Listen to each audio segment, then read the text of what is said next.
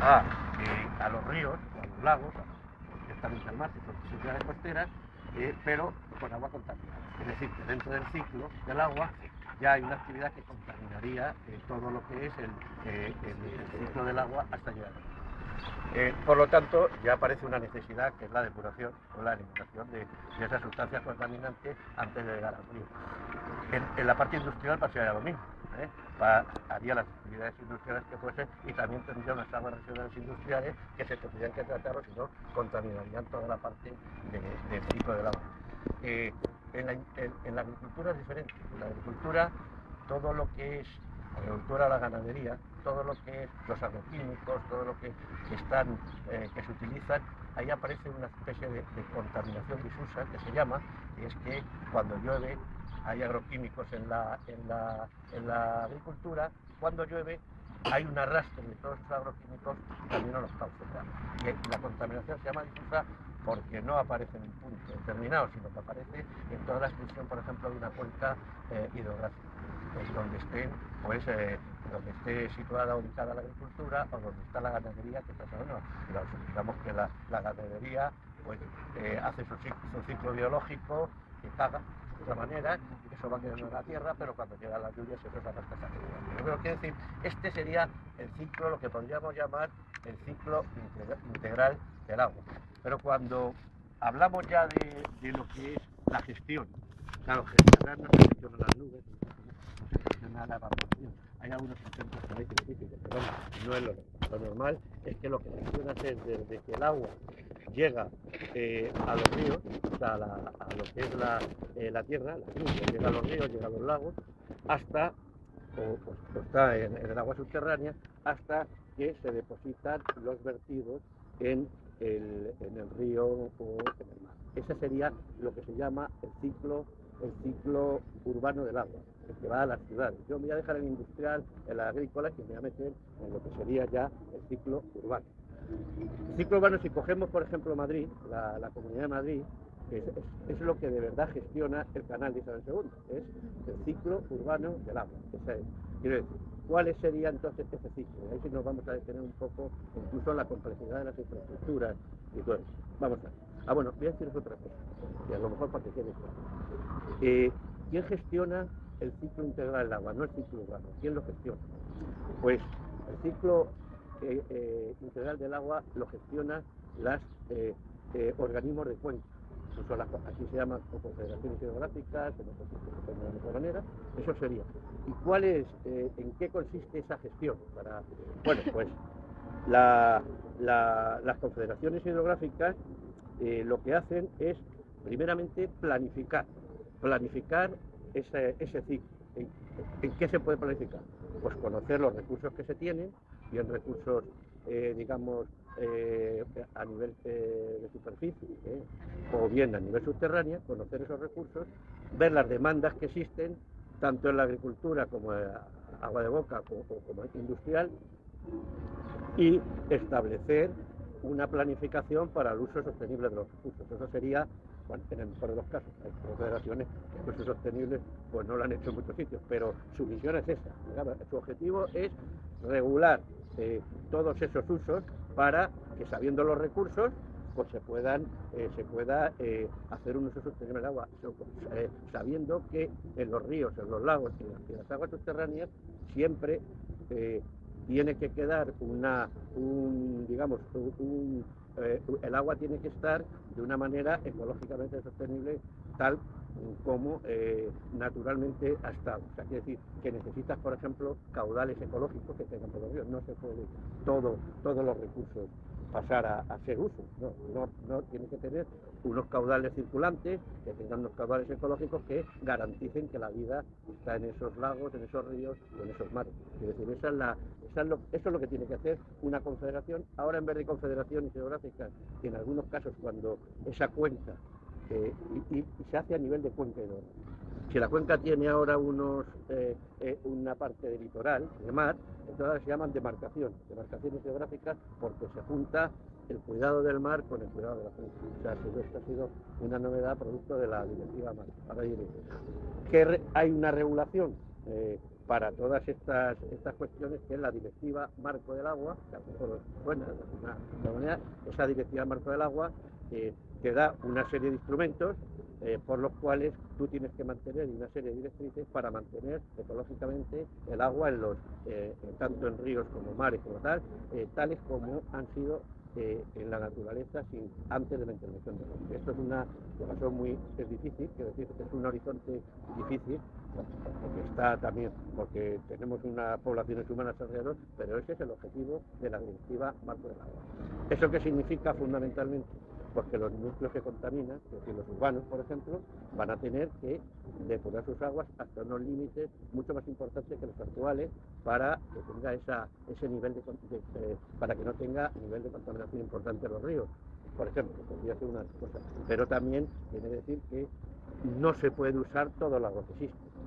Como he dicho anteriormente, es muy importante que exista unos caudales circulantes suficientes para que mantengan esa vida. Es decir, bueno, todo esto te lo dice la Directiva Marco del Agua, y los organismos de cuenca que regulan y planifican tienen que tenerlo en cuenta. Luego existe una planificación que tiene planificación hidrológica, que tiene que ser además democrática, tiene que ser participativa.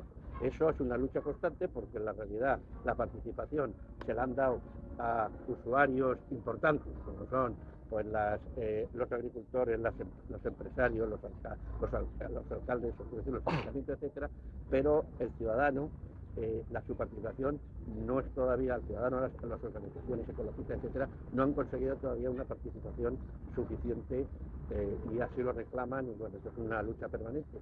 Pero esa sería, digamos, la planificación hidrológica. ¿Qué hacen también estas para gestionar el ciclo hidrológico? Pues también conservar lo que se llama preservar el dominio público hidráulico. Ellos hay que preservarlo, quiere decir, tiene que haber vegetaciones de ribera, tiene que, lo que he dicho antes de la contaminación, ver que la calidad del agua y para eso existen incluso unas normas de calidad del agua, y que tienen que cumplir con esas normas. ¿Qué instrumentos tienen las confederaciones hidrográficas? Tienen primero el poder de ser los que dan las concesiones para la extracción de agua, bien subterránea o bien superficial.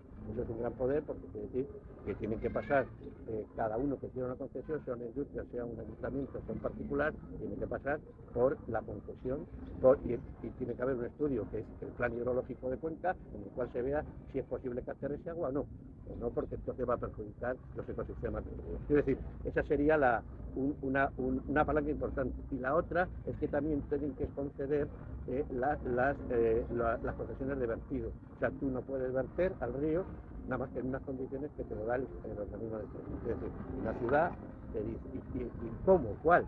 Pues por las leyes que ya hay en la Comunidad Europea y por la Directiva Marco.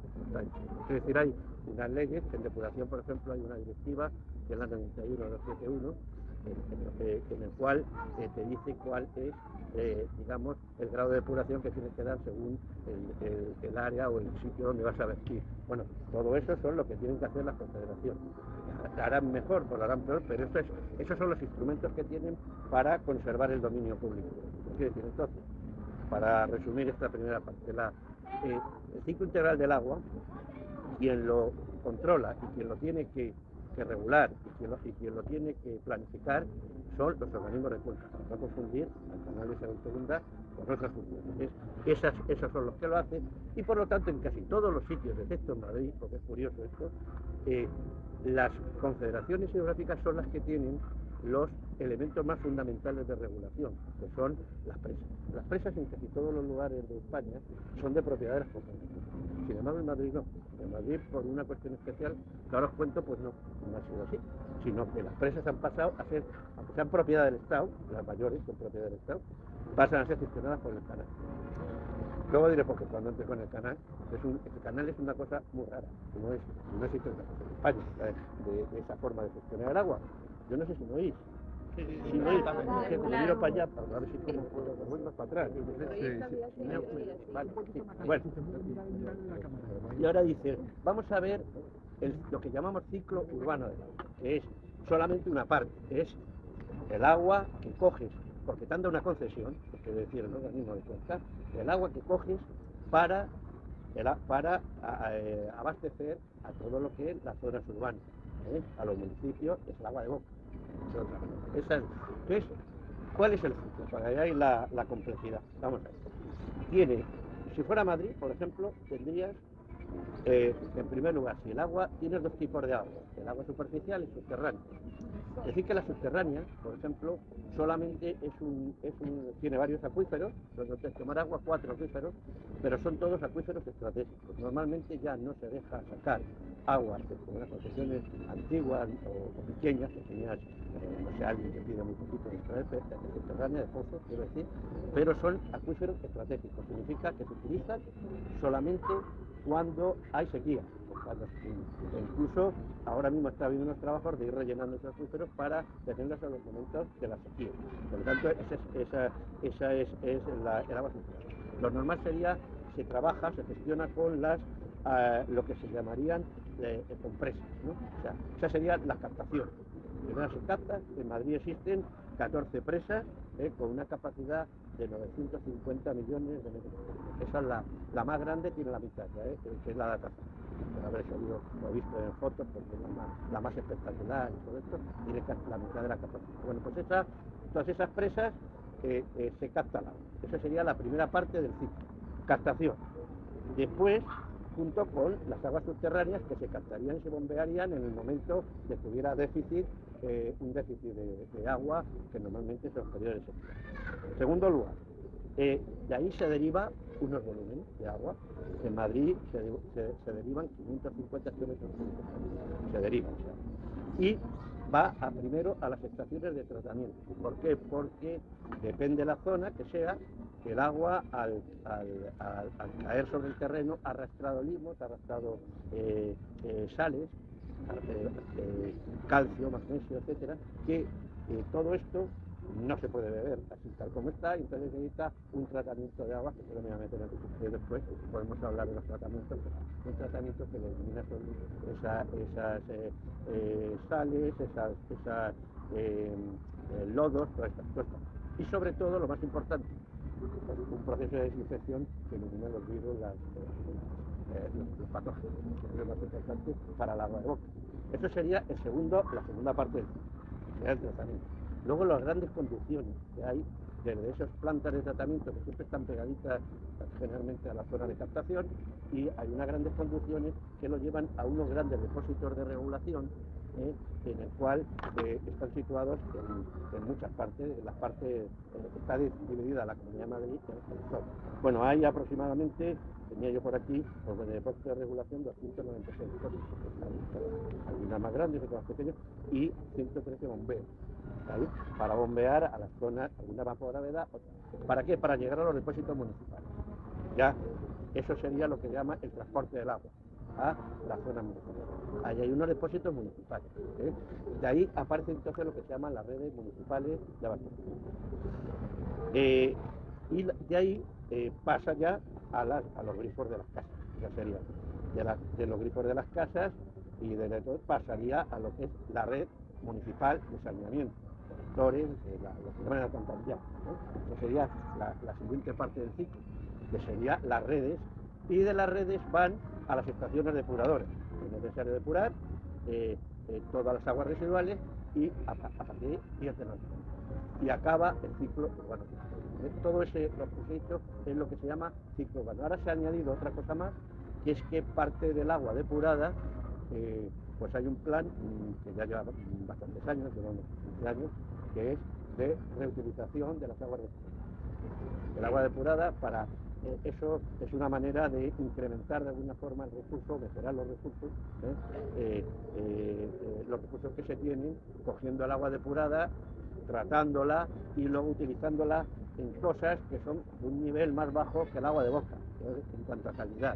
Es decir, riego de parques y jardines, que está regado con agua regenerada, o todo lo que es la limpieza, por ejemplo, con los coches de basura, de baldeo, el baldeo de calle, también con agua regenerada, de lo que se está haciendo, en fin, depende en qué sitio. Aquí en Madrid está fundamentalmente eso, y un poquito en agricultura, pero un poco. Normalmente es en las zonas verdes de las grandes ciudades, de las ciudades de toda la comunidad, están regadas ya También se riegan los de campo de golf, por ejemplo, con esto.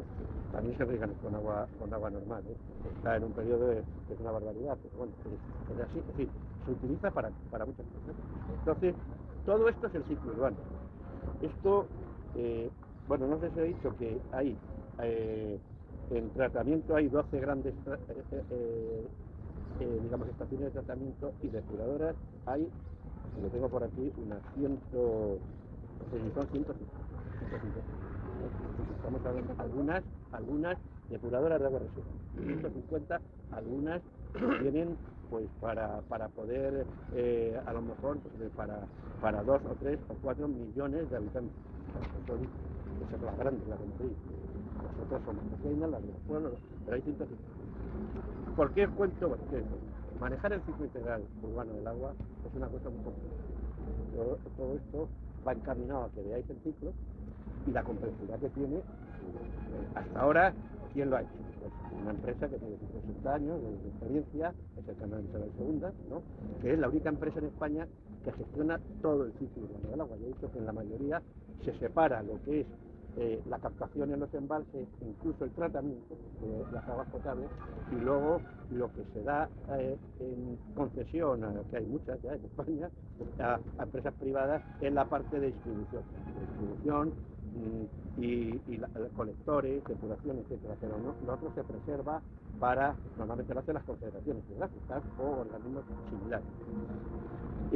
Aquí se quiere la barbaridad digamos, de privatizar o de todo lo que es el ciclo, con lo cual ya la cosa es mucho más peligrosa. ¿Qué es lo que, cómo, igual que se ha hablado de cómo gestionan las confederaciones, cómo gestionan? Pues es como es la complejidad que veis, en el cual hay redes municipales, hay cosas, es decir, porque ahí veis que las infraestructuras son de 3 propietarios, no sé si no lo he dicho, pero son de 3 propietarios. Las presas, que os he dicho, muchas de ellas del Estado, a través de las confederaciones, que se ha dado a gestionar el canal. Esa es la primera. Hay parte que ha hecho el canal a través de toda su historia, entonces es propiedad del canal. Y luego las redes municipales son nuestra competencia, son propiedad de los ayuntamientos, o sea, que es la que nos llega, las redes de abastecimiento y los colectores. Ahora sí, los dos.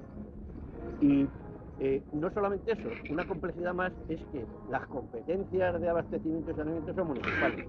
Eso por la Constitución y por la ley de base de régimen. Quiere decir que te encuentras con que un señor gestiona algo que es la competencia de otro. O sea, ese tinglao, que es el canal de Isabel II, solo podía ser de alguna manera porque diese mucho beneficio a los ayuntamientos, a los ciudadanos, porque si no, no se sostenía. Porque no se ha sostenido en otras comunidades. Eso no existe. Cada ayuntamiento tiene sus cosas, pero aquí, ¿qué pasó? Que cuando se crea el canal de Isabel II, Madrid, es un día, no tenía agua. Por lo tanto, no hubiera podido ser ciudad, tan siquiera, no tenía abastecimiento, y se crearon el canal de Isabel II, porque la reina Isabel II crea el canal, empieza a meter dinero, empieza a haber un movimiento estatal. Hubo un tiempo muy cortito, lo digo porque lo dice el Ignacio González, joder, que ha sido 3 veces, sí, 5 años. 5 años hace 160 años. Es decir, ¿por qué? Porque hubo un intento de captar capitales, quiere decir, pero eso no prosperó porque eran tantas las infraestructuras que había que hacer tan costosas, que es el problema, sobre todo, de lo que son las infraestructuras que llaman en alta, que son las de captación, presas, grandes canales, todo eso es tan caro. O sea, el retorno, digamos, económico de dinero sería tan a largo plazo que las empresas de esa época no quisieron entrar, y entonces fue a partir de ahí ya con dinero público como empieza a hacerse. O sea, nada.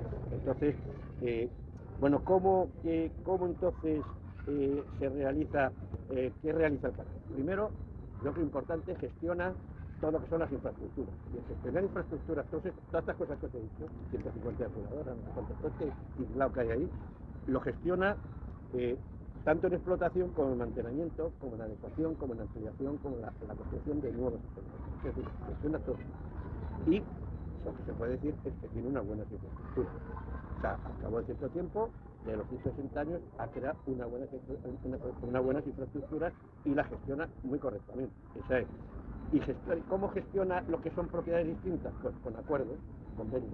O sea, lo que hace es convenio de gestión, que lo hace con el Estado, tiene unos convenios de gestión, y lo hace con los ayuntamientos, 169 convenios de gestión. Por eso cuando ahora veáis, coño, los convenios que quieren firmar, no tiene más remedio, es decir, porque lo que no es suyo lo tiene que gestionar a través de unos convenios. ¿Qué pasa? Que esos convenios, cuando era una empresa, o cuando es todavía una empresa estatal, siempre ha tratado que esos convenios, adaptarlos al traje, a las necesidades de los ayuntamientos. Luego no hay convenios. Ahora, hay diversos tipos de convenios en función de que un ayuntamiento quiera que le cobre, por ejemplo, la tarifa, nada más que eso, o que le gestione también la red de abastecimiento, o el saneamiento solo, o ambas. O sea, hay de... Luego ya, si se hace todo, pues se llama convenios integrales. Pero lo demás se adapta.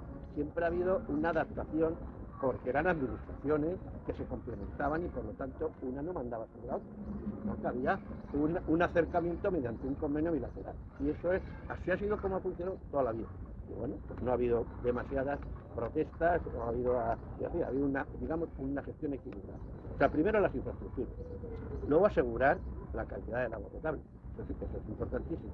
Y lo que se puede decir, yo creo que eso nadie lo duda en ningún sitio, hay dos aguas en España que son las mejores, digo, tomadas en grifo. Hay muchas asociaciones de usuarios que han hecho análisis, que son las de Granada, y dicen que mejor las nuestras, pero las de Granada dicen que mejor. Pero bueno, eso es esa es decir, hay un agua de muy buenísima calidad y de garantía.